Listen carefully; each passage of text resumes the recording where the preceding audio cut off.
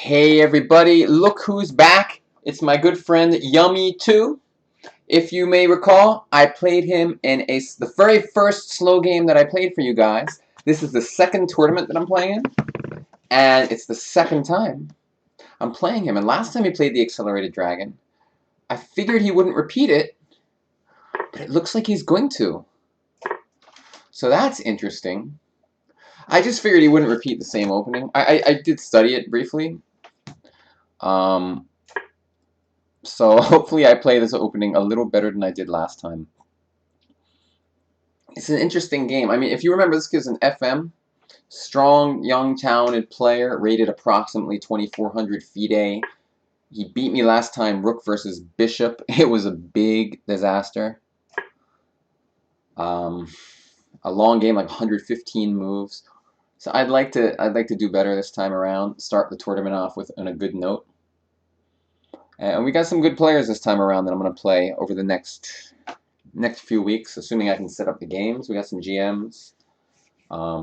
Everyone's pretty strong. Like the FMs who are playing are basically like close to IM level. I mean, this guy's pretty good. As you saw last game, I mean, he beat me, so that's pretty impressive right there. What's he thinking about? I wonder.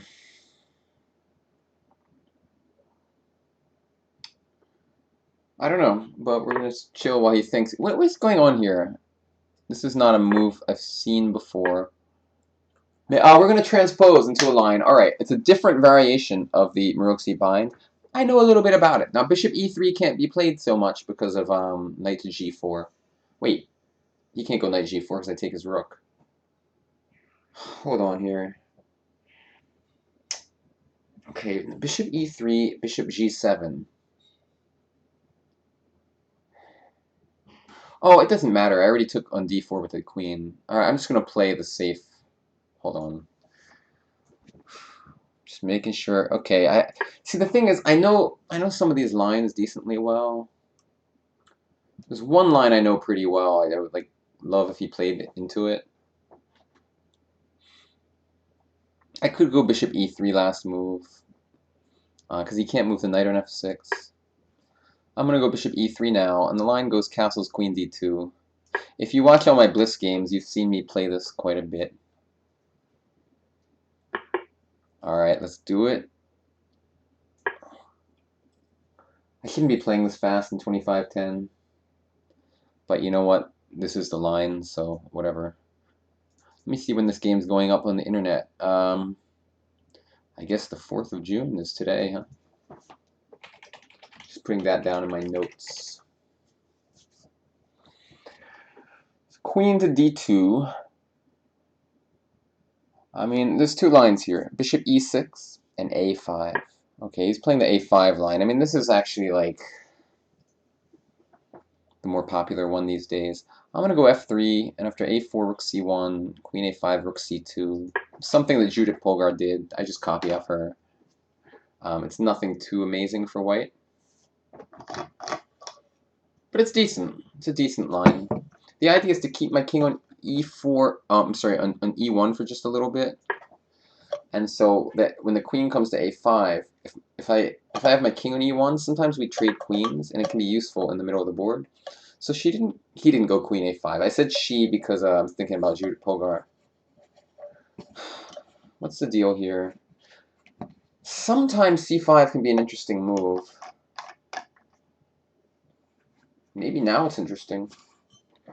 Let's break this down, folks. c5, pawn takes e5.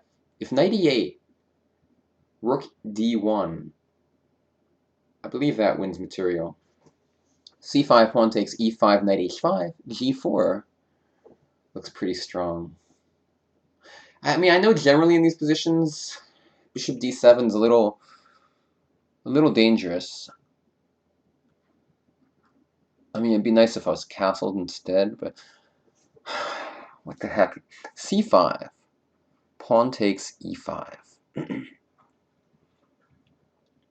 He has literally just two moves with the knight, e8 and h5. Both other moves just lose the knight. If knight h5, g4, it does win a knight. it does look good for me. So c5, pawn takes. Now, number 1, by the way, after pawn takes, I can just theoretically go bishop takes, and it's not horrible for me. So it's like kind of a safe, it's not even that risky. So let's say he doesn't take, which probably he can't. If c5 takes e5, knight e8, rook d1, I mean, it does look winning. It does look winning. So c5, I think he can't take, and then all of a sudden this should be unpleasant. All right, man. You know what? I'm just going to do it.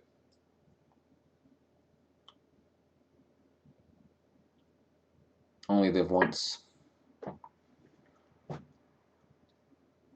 This player, actually, we have this 9-player round robin. He's playing 3 games in the same day. He already played a game today, he told me, and lost. So he might be a little disheartened. I don't know. Got his butt whooped. He did really good in the last tournament, though. I think he lost 1 game to the Let me check the stats, actually. Do that off screen. He lost to the anonymous GM that I played.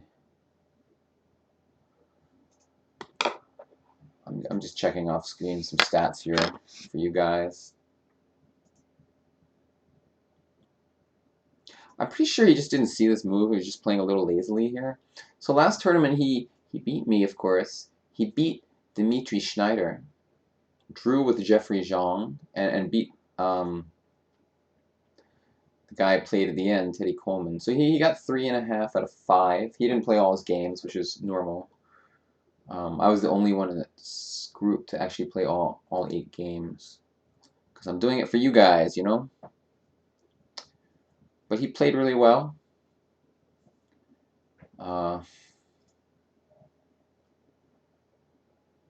So hopefully, though, we can get some revenge for last time. That was pretty sad game.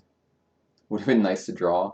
Although, honestly, sometimes it's better to lose, because I did learn an important thing about rook and bishop versus... I'm sorry, rook versus bishop. And who knows, it could easily happen in a much more important game where that knowledge can really be useful. So if he goes like knight e8 or something, I mean, knight d5 looks strong, pawn takes pawn, knight takes pawn, then knight d5 looks strong. Everything looks really strong. I mean, I really like my position already. I think he's messed it up. And we're going to have a comfortable, fun game here. Feeling good, man. This is a better start than last time. He botched this move order up somehow. c5 is like a typical idea. And honestly, even if... I mean, that's why they go queen a5 first or something. You just don't allow this move, pretty much. Maybe he could have went bishop e6. That's a little more normal. There's a game, Pogar Mamedov, where... Wow, really? So he's going to sack a piece, or am I miscalculating something? I mean, e5, knight h5. There's so many options there. I could even go for like an endgame with rook d1. Okay, e5, knight h5, g4. Bishop takes pawn, pawn takes h5. That has to be horrifically bad. What am I missing after e5? Focus, Greg, focus. e5, knight h5, g4. Knight can't go anywhere. e5, knight e8, rook d1. Bishop can't go anywhere. I'm going to spend the next minute or two trying to figure out his idea, because he's a good player. He has some idea in his head. I mean, he decided to do this instead of trying to like hold the position with another normal move. So maybe he thinks e5, knight h5, g4 gives him some kind of compensation after bishop e5, pawn h5. I personally don't think so. I think it's pretty horrible. So, what exactly? Maybe he missed e5. Is that even possible? He's too strong. Too strong to just miss that move. My fantasy is always I go e5, he resigns. That's always my dream. But, you know, a player of this caliber, they're always going to find some way to make the game interesting, even if even if I mess something, even if they mess something up. But I just don't get it, honestly. I'm just completely confused with what's happening here. Totally confused. All right, let's go. If I miss something, you know, my bad. I just don't. I don't see what's happening after 98 rook d1. What am I missing? Ah, I just don't get it.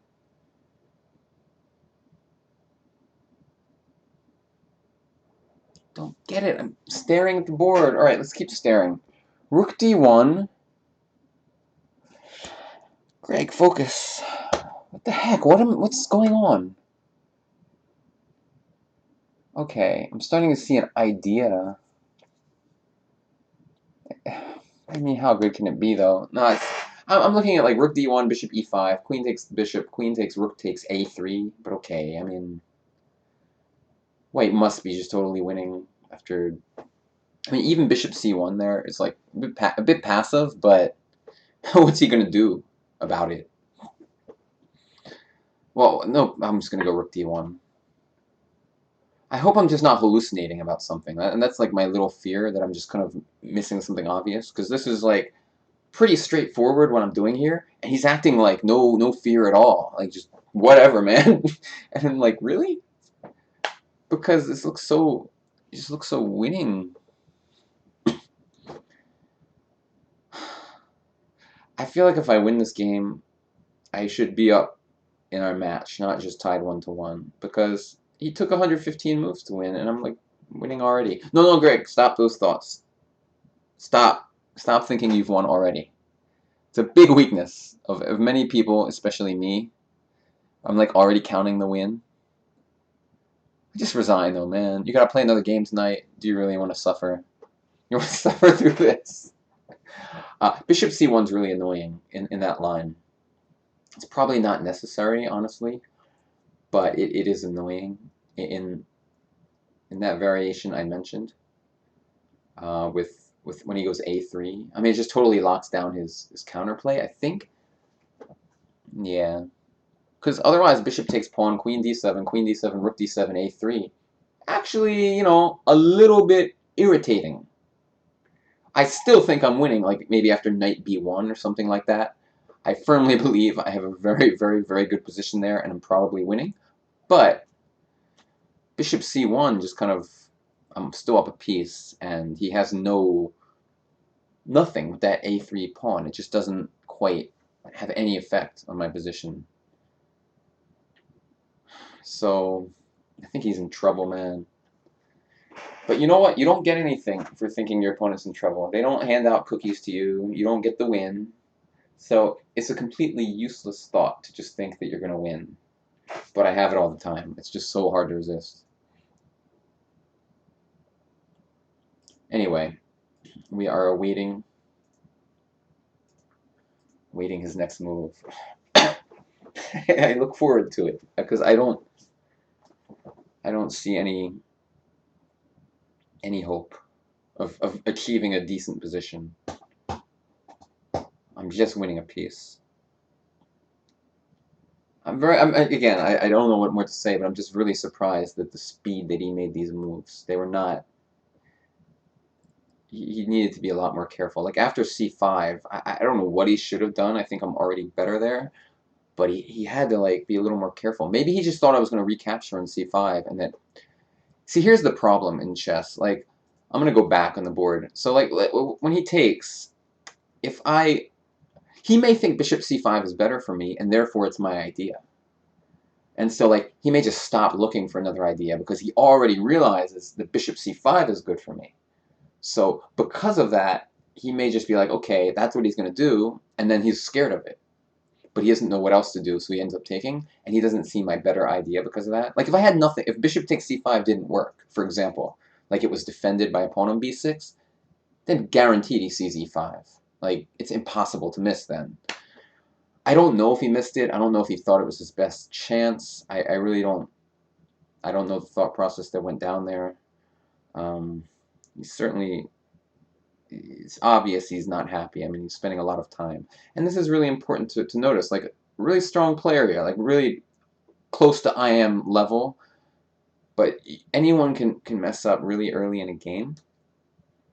And I think, I'm pretty confident that's what happened. So, you know, it's good to remember stuff like this and, you know, look out. Your opponents can blunder early, man. I was playing at 2000 in this tournament. I blundered a move 6 or something. Like, literally, just I made a move that's known to be, like, almost losing. And my opponent didn't see it. And I think mainly because, you know, you just don't think your opponent's gonna, your IM opponent's gonna blunder a move 6 or 7 or whatever move it was. The move was a little complicated to find, and he didn't know the trick.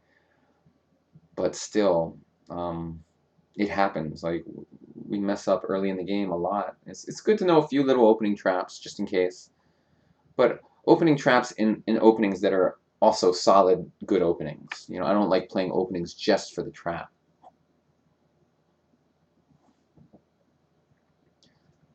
So anyway, we are waiting to see what he does. I could pause the video and wait for his move, but I'm having fun. I'm having fun talking about my winning position, but I am kind of running out of things to say. Okay, queen b6. Now I have a few choices here. Knight to d5 is one of them. I don't think it's great. I mean, probably I'm just going to take on what's the square, d7. But you know what? Let's think. Knight to d5, what are his options? Really, queen e6 is the one thing that looks reasonable there. I mean, I'm pretty sure it's like completely crushing position for me still. However, queen d7, if queen b2, knight to d5 there, he doesn't have any checks really. I'm threatening a lot of annoying things. Also, I could play queen d2 after queen b2. It's tough to say. Knight d5, queen e6, bishop c5. That doesn't look smart. Nah, I'm just gonna take the bishop. I wish I was castled, but you know, it's a little greedy to be wanting things when you've won a piece. Alright, taking the bishop. Let's see what he does. If bishop e5, I figured that knight d5 would be good for me. Queen e7 looks really strong though too. Okay, so I figured he had to do this. Now, queen d2 is like the technical move. But I mean, I'm better there. I mean, he has 3 pawns for it, but he's going to lose one of them. Almost for sure. Let's look at all of our candidate moves. What was I thinking? Knight to d5 is a really serious option. His knight on e8 really sucks, huh? See, the problem with knight d5 is I can't castle so easily because his queen on b2. So let's say knight d5, bishop e5, knight e7, king, say g7.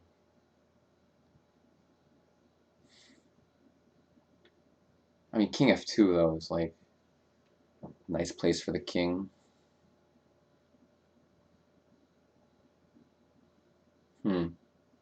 Alright, so he's trying to make some trouble for me here. What is the best way to deal with his trouble? Knight to b5? Is that even a thing to think about? Let's say knight d5, bishop takes e5. Queen e7? Interesting or not? That looks interesting to me.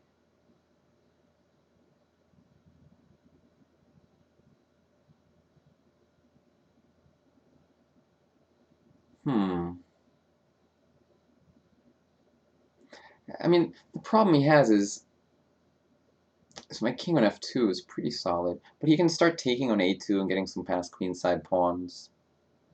Could be annoying in some variations. If queen d2, I mean, he's probably going to trade queens, otherwise I just go f4. So he'll trade. I mean, It's like pretty good position for me, but I don't know. Like, let's say queen d2, queen takes, rook takes, bishop e5, knight to d5. All right. I'm threatening e7. I'm threatening c5. I'm pretty sure that I just. Oh well. Yeah. I mean, it seems close to winning, honestly. Can he do anything other than that? Can he try to keep queens on the board? It looks slightly suicidal if he does. I think queen d2 is the safest bet. And if queen takes, rook takes, bishop takes, knight d5, he has to deal with e7, he has to deal with knight b6 to d7, he has to deal with knight takes, bishop takes c5. Just looks kind of winning to me. It looks like the safest bet. I'm sure everything here is pretty good. But honestly, I can't resist, man. I do notice one annoying thing that I failed to notice before, which it's a little annoying if after queen takes, rook takes, bishop e5, knight d5. You know, bishop c3 is an idea. Can't figure out how annoying that is. Probably a little bit annoying. But I still looks very good for me. Let's focus though. King takes is also completely possible. Like nothing wrong with king takes queen, and after bishop takes pawn, bishop c5. Like I'm doing very well there. I'm gonna think though. Rook takes.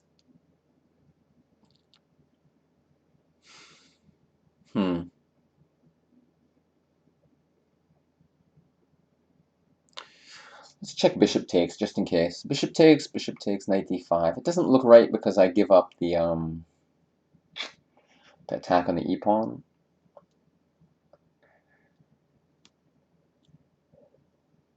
I feel like rook takes is the best. Rook takes, bishop e5, knight d5. Let's say he goes e6. I mean, I always felt like I could go knight b6 there, and after he goes like rook, I don't know where exactly, rook a5 maybe? My position's gotta be hopeless, man. Or a rook to b8, then I take on c5. I mean, it's gotta be hopeless. Alright, I'm gonna just take with the rook, use my instincts here.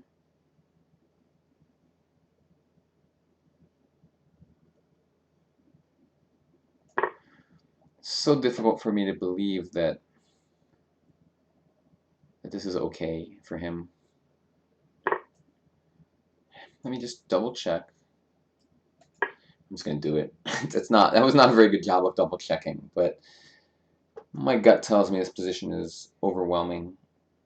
Even though this bishop c3 move is in the cards, I mean, again, I should have paid it a little more attention. I didn't, but if I'm gonna win one of his pawns, and then, I mean, listen, I'm up a piece for 2 pawns in the endgame, which technically is just winning. So we'll see. But you know, it's not like I can win in my total sleep. Should be able to, but that move, I already calculated something was wrong with that, but then I uncalculated it. But I thought knight b6 and bishop c5 wins. No. I thought knight b6 and knight a4 wins.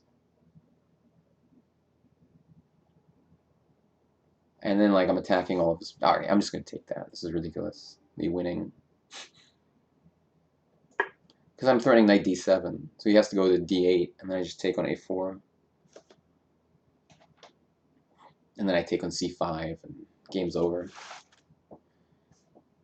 This time, it does it. I mean, he should have played something like, I don't know, maybe knight f6. I mean, it's technically winning for me, but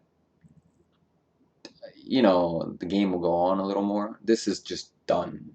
Knight d7's coming. It's just game over. I'm going to be up a rook for 3 pawns, so that's pretty good for me.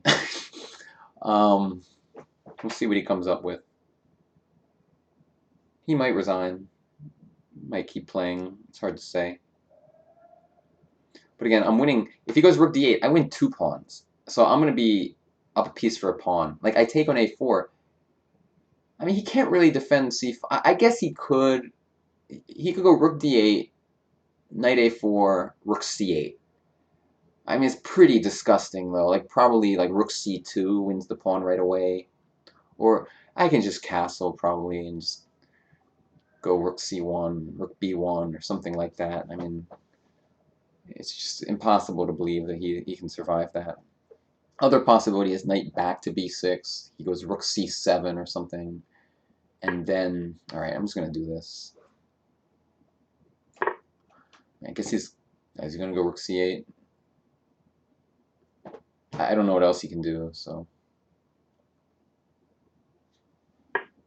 I didn't see that move, obviously. Wait, what? Oh, okay, if I take, he goes bishop b4. Very tricky.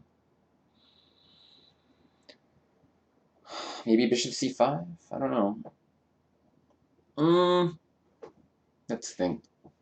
I mean, honestly, bishop c4 is even winning, probably. But so his idea is to go b5. If I go bishop b6, that doesn't help me very much. See these guys, they always find some tricky ideas. I mean, probably I'm just going to castle, and after b5, let's say knight c3, b4. It's getting a little annoying, so maybe I won't do it exactly like that. Also, bishop c5, I think I'll castle. I think I'm going to castle. Let me just double check here.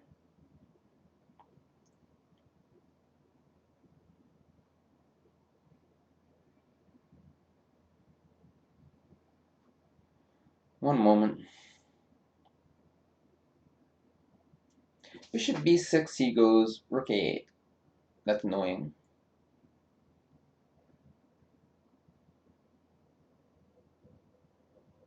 Castle's b5. Knight c5, then he can take it. There's some weird tricks, like castle's bishop c5 is also... Like b5 followed by bishop c5 is like slightly useless. Never mind, I can take on d8 there. Okay, let's find a good technical move, Greg. What was the deal with knight c3? I can't remember. He can go b5 anyway. I gotta get my king out of this stupid situation here. I don't like it. Bishop c5, what was the problem? I forget. Oh, rook a8, I was thinking. Obviously, it's winning position, but... Oh, then knight to... I don't know.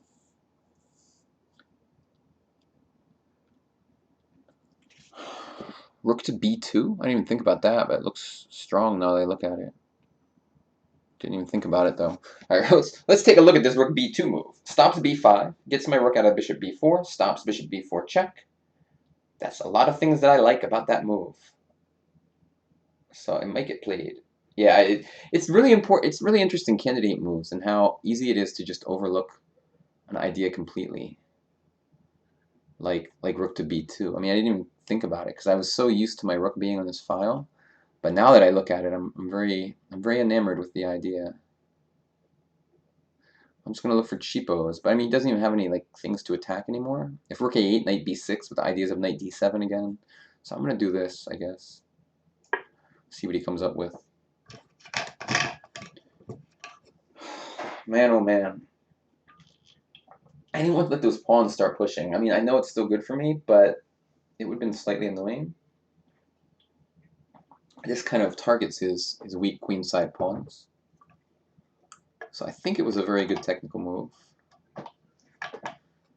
And again, he can never let my knight get to d7 exactly. Well, you know what? He has an idea like... Oh, no, he doesn't. I was thinking rook a8, knight b6, rook a3. Because if knight d7, rook takes bishop. but I can take on c4 with the knight, defending my bishop on e3, attacking his rook on a3. So rook a8 doesn't help him very much. Bishop e5, I can just take on b7. Don't see what's happening there. Yeah, it looks winning.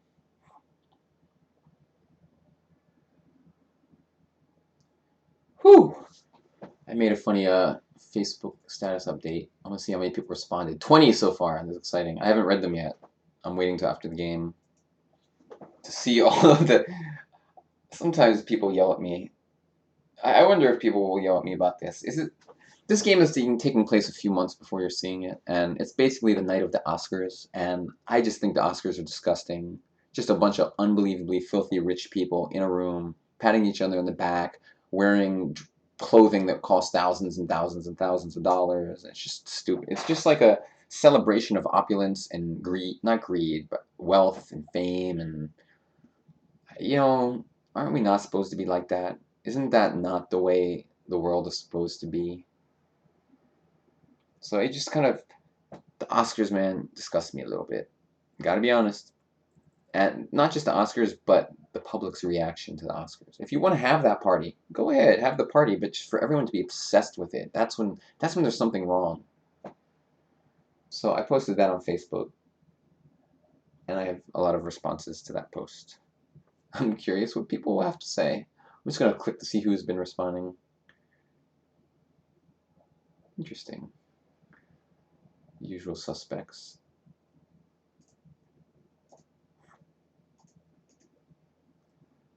Anyway, we are waiting for my opponent to move.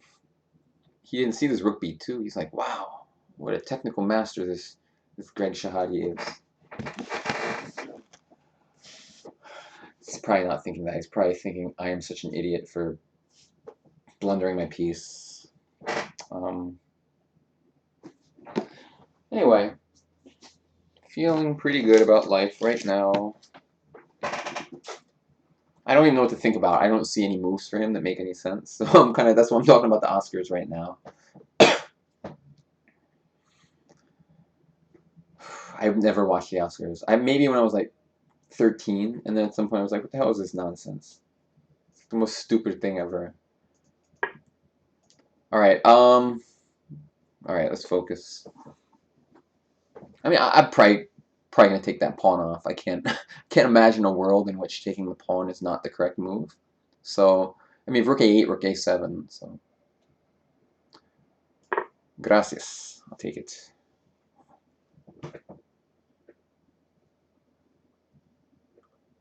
I mean, he has just a pawn for the piece. Should be a matter of time now. You know what's interesting, by the way? After rook a8, knight b6 may still be strong. I mean, it's a little shaky, though. Because, like, rook a2, knight d7, knight d6. Rook b1 should win there. Oh, no, he has bishop c3, and then he can move his rook away in f8. And it's, like, just some calculation I'm doing. Don't worry about it. It's probably crazy. Rook a7 is the safe move. Knight b6 is, like, slightly risky because of that knight to d6 move. I mean, I'm probably going to go rook to a7 here. And basically, I just have to avoid... I have to avoid... I don't even know what I have to avoid, honestly. Like, even bishop d1 is, like, really strong for me. But I'm probably going to do the technical rook to a7. Just trade some stuff. Even knight b6 and knight c4 is good. I just heard something, but I think I was hearing things. So knight b6, rook a2, knight to d7, knight to d6, or bishop c3 check first, and it's just like I don't win the rook, so I'm gonna do this. I don't get the rook on f8, you know. I actually really want to hold on to my a pawn too. It makes winning all these positions much easier. Like if it's 3 and 4 on one side of the board, yeah, I'm gonna win, but it's like pain in the butt. Takes a few moves. Oh, he resigns. Yay. Cool! I win! Woo! That was nice. Nice, quick game.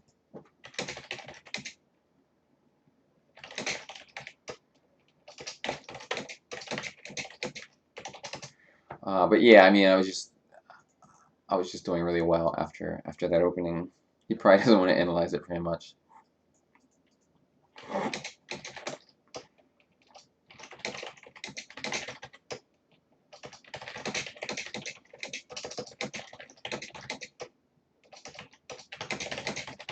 I'm going to say a few notes, though.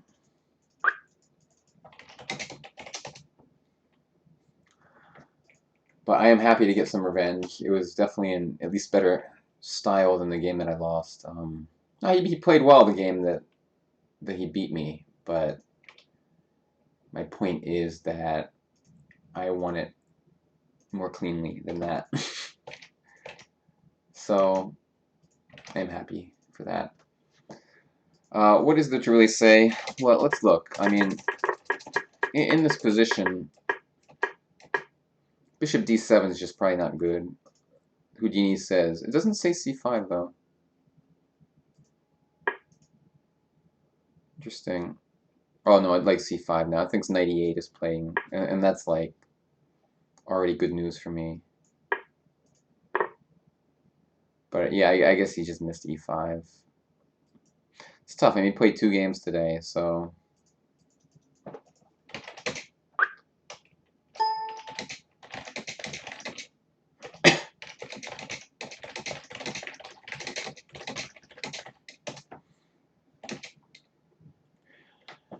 What can you do? Queen a5 would stop c5. Bishop e6 would also be fine. But yeah, for the most part, not much more to say. I made some, I think, good technical decisions where I'm just showing you, like this move. Queen d2 I liked. I mean, I could do this. Obviously, I'm much better here. I was going to say I'm winning. But I mean, I just kind of wanted to get the queens off the board. I thought this would be pretty easy. Houdini agrees. Let's see, what was his like best defensive try? I mean, bishop d6 is pretty horrible. I thought he should try something else, but... Why doesn't it like... Oh, no, it does like this. Yeah, rook c8, it says. c4, and I think I played rook b2 as a nice move. Somehow I just didn't see it at first. But yeah, rook b2 is Houdini's first choice. I want to see if it's by far or like not. 2 choices, please. Yeah, it definitely likes rook b2 by a mile. So that was a nice technical move, because somehow I felt like my rook belonged on d2 the whole time. And just once I saw rook b2, though, I knew it. And that's the key with candidate moves. You really need to think about all your moves, because sometimes it's just a matter of thinking about the move. I spent 3 minutes here, didn't think about rook b2 for like a second. The moment I think, what about rook b2, then I'm like, oh, that move looks awesome. So the key is you really have to come with some system of looking at all your possible moves.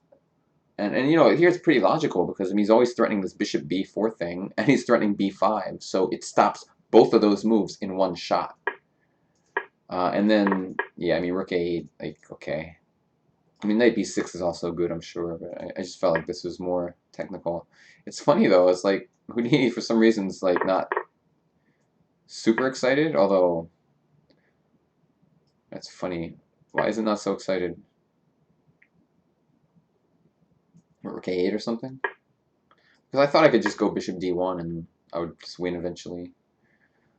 But it definitely thinks I should have done the other thing, which was knight b6. I mean, obviously this is winning too. I just didn't want to, I didn't want it to be all pawns on the same side of the board. I'm surprised Houdini thinks this one's so much better than the other ones. It's strange to me. I don't really understand it, but okay, whatever. The thing is, I know I will win. It just will take a little bit. So, I mean, patience is important. But the other position's obviously still winning. It's just somehow maybe he gets some weird counterplay and my pieces are awkwardly placed. Anyway, thanks guys for watching. Hope you enjoyed this game. I'm off to a good start in this new series of tournament games, which is nice because we got a bunch of killers up in here. In my tournament, it's stronger this time than last time too. We got like two new, like we got an IM who joined, a strong IM, and also a GM, and they kind of replaced the two lowest rated players from last time, who got moved down to the second tournament. Like yeah, we lost 3 players from the last one. Like the 3 lowest rated guys, they're all on tournament 2 this time. So interesting. It'll be some real tough games. Anyway, thanks for watching. See you all later. Bye bye.